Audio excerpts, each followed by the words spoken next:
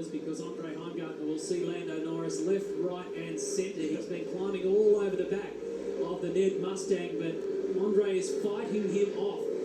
Looking at positions 10 and 11 as they headed up towards turn 1. For all money, you think that Lando could have got that job done by turn 2. But as Neil said, it's so difficult to make a move from this part onwards.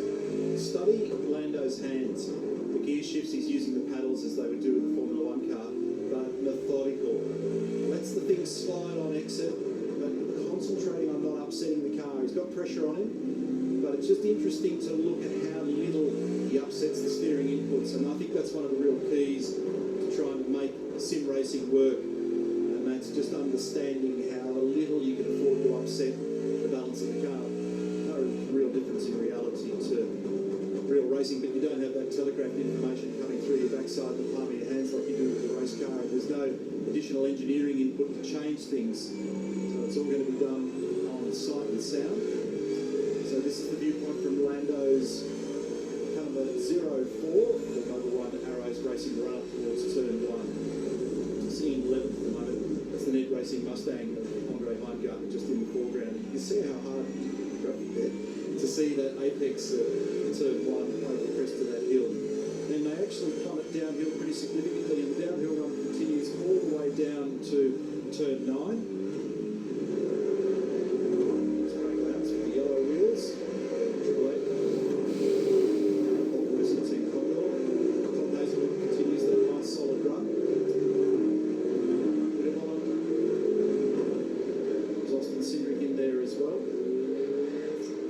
So that margin's come down to 0.59 in a second. Fastest lap of the race, by the way, is Anton. He's done a 1 minute 30.718. That compares to a 30.8 for Shane Van Gisbergen, so they're about a tenth of a second separated from their best speed at the moment. But interestingly, the last lap for both of them was almost identical, so they are absolutely maxed out in their pace. Last lap for Cam Waters, by comparison, was in the mid-31s, and he's sitting third. Sitting fourth on a low 31. So these two guys are the cream of the crop in lap speed at the moment. Lap 11 out of 20. The gap 0.8 of a second from Anton De Pasquale to Shane Van Gisbergen. And it's Cameron Waters and Scotty McLaughlin. This is a great shot. And what this has done is Lando Norris now peels off on the inside of Andre Heimgartner up at turn 1. I was just about to say it's what Bryce forward into this conversation. So he waited a couple of laps. He couldn't get it done first time around. He had to sit behind the Ned Mustang Norris. Now he made his move. Just a quick twitch to the left at the top of the hill. And Norris goes up to position number 10. He's got genuine pace, hasn't he? And he's definitely worked out how to get the most out of it here. This event having run in the IndyCar in the E-Series as well, so he has a little bit of understanding of the nuances and nature of this racetrack. Pasquale's got 0.8 of a second now over Van Gisbergen. As we focus on this battle, Cam Waters, Scott McLaughlin, Will Davison, Will Power, Gary Jacobson, Jack LaRock, Lee Holdsworth and Lando Norris. So Lando sizing up the back of Lee's car now. That's Mark Winterbottom in the Irwin car in the foreground. Tucked in behind him for Matt Stone Racing. They're running their own virtual competition as well.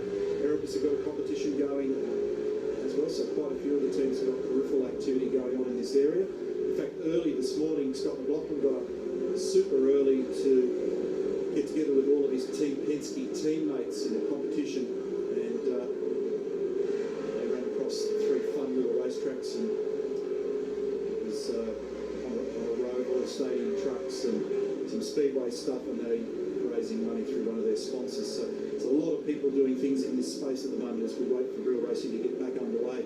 They are doing that in IndyCar and NASCAR in the not too distant future, and we're looking forward to formal announcements in relation to Formula 1 and later on with Supercars as well. It's an interesting image, isn't it? Anton's now just opened up that margin a little bit more. It's almost 1 second now, Matt. That was tight. That tight rejoin with Chaz almost making contact with Heimgartner. It's about as close as you want to be.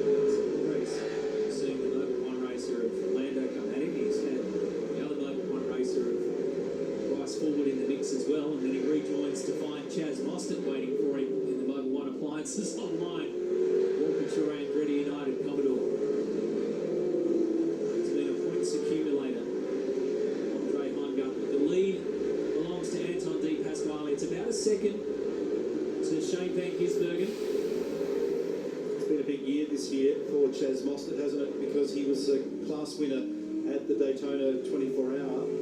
He'll be off to Daytona next week. That was so close. Lee Holdsworth tucked right in behind. Didn't quite get him though. So just making the point about Chaz though. So ripping start for him at Daytona earlier in the year. Great start to Virgin Australia Supercars Championship. Third after the first round down in Adelaide. And a wonderful start for Walkinshaw and Andretti United. Lee Holdsworth truck assist for Tickford, bottom right-hand corner of screen. He's in Thomas Randall's gear down there at the moment, working way hard at the task in Melbourne. It looks to me as though Lee's getting better and better with every passing week at the moment. He's looking competitive. Who's emerging from the lane here?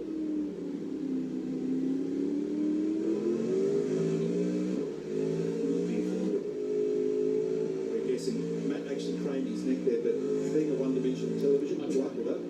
I tried to have a virtual look over something that didn't exist up on two wheels there for Chaz Mostert. Lee Holdsworth had a bird's eye view of that one. Great part of the circuit this. Short shoot, left, right, up over the curves. There's a lot of talk midweek about exceeding track limits and people just shortcutting, but it really hasn't been the issue that we thought it was going to be. They are eating up their points out there at the moment, but it hasn't been a massive catastrophe. Meantime, Craig Lowndes has been having a spot of bother. Even though it's only 3.7 Ks, Lowndes has been adding to the meterage on this racetrack. And